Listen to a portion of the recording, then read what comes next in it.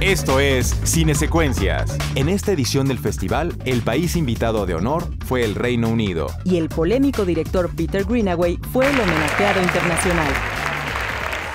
Because I sincerely believe that cinema is now dead, and how we can invent a certain sort of cinema, though I think we have to change its name, for the future. Peter Greenaway es una de las más ambiciosas y controversiales mentes de nuestra época. El cineasta pintor, un experimentalista insaciable, pero sobre todo un artista excepcional. I'm an eccentric filmmaker, once upon a time English. Now I live in your adopted country of Holland, and my name is Peter Greenaway.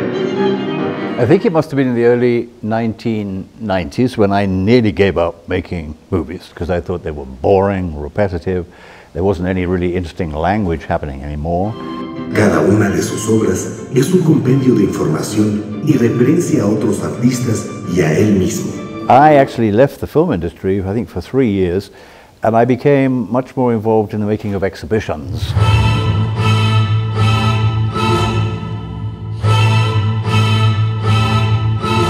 My background is as a painter, both theoretically and practically. It's an arena I know a lot about. I know far more about painting than I ever do about cinema. And there were many, many opportunities in a sense to earn a living, indeed, but also to be able to satisfy my curiosity doing something else.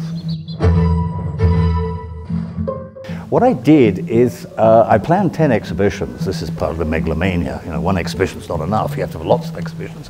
And we divided the film vocabulary, I think, down into 10 areas. You know, what makes a film? Well, a film obviously is about projected light. It's obviously about notions of sound. It probably involves a literate text. It certainly involves an actor. It's even very important to have properties. So we made an exhibition about each one of these things, separated from all the rest, in a relationship of painting and cinema, in about, I think in the end, about 8 European cities. But what was interesting, it was live, and cinema basically is dead. You know, cinema is a past medium. Casablanca always looks the same. A fines de los años 90, este pintor y cineasta encontró insuficientes las limitaciones de una sola pantalla. En su cinta, El libro de cabecera, concreta por primera vez esta intención de revolucionar el lenguaje cinematográfico. La incansable exploración de la imagen y de sus fronteras alcanzaría su clímax con el ambicioso proyecto Las maletas de Tall Slooper. Peter Greenaway divide sus pantallas, las multiplica, incorpora caligrafía, animaciones y un cúmulo de extravagantes situaciones visuales que sorprenden al espectador. I really do believe the cinematic vocabulary is extraordinary.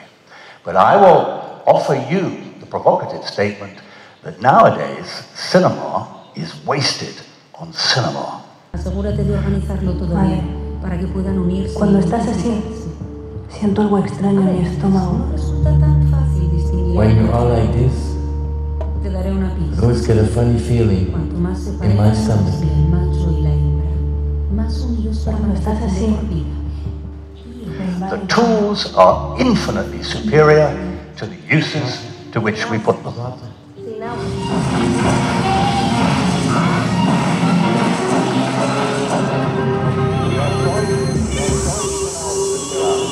What about a present tense cinema?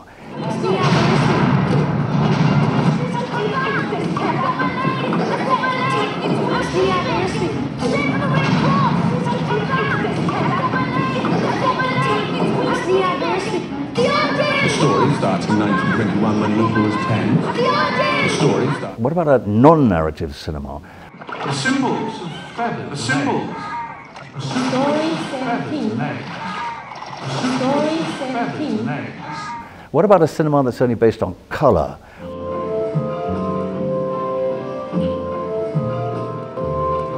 What about a cinema that deals in archival businesses?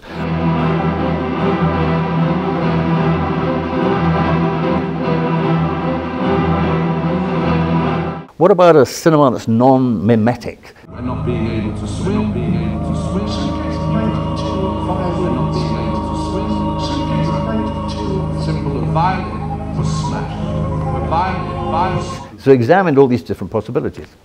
Well, I suppose in the early 1990s, we were becoming more and more familiar with electronic mediums.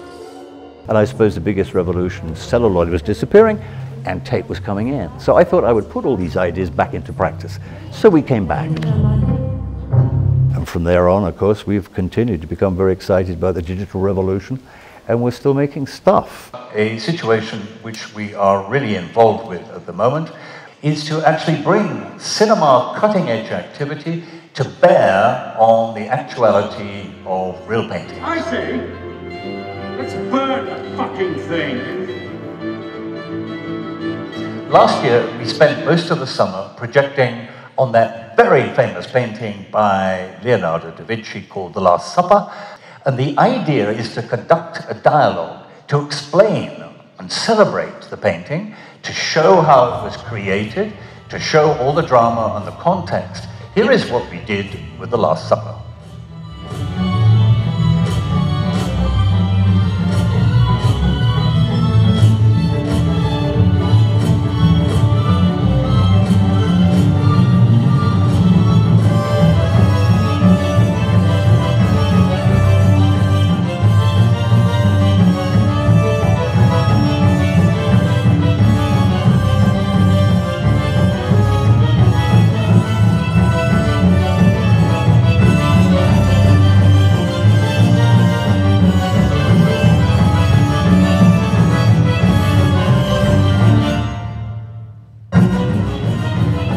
As I said, the actual language itself is extraordinarily rich. It always has been, but it's getting richer and richer and richer. And we can all become Picassos now.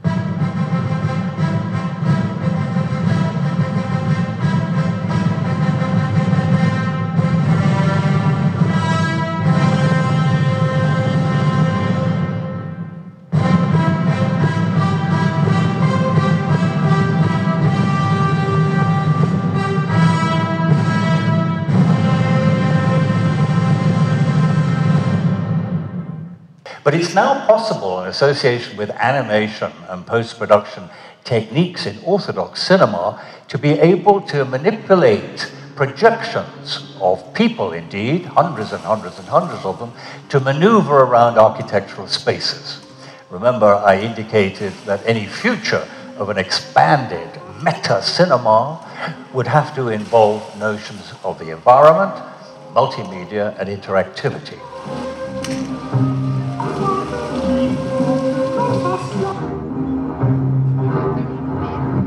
The most valuable thing that any civilization can create is its art. So what would my cinema be?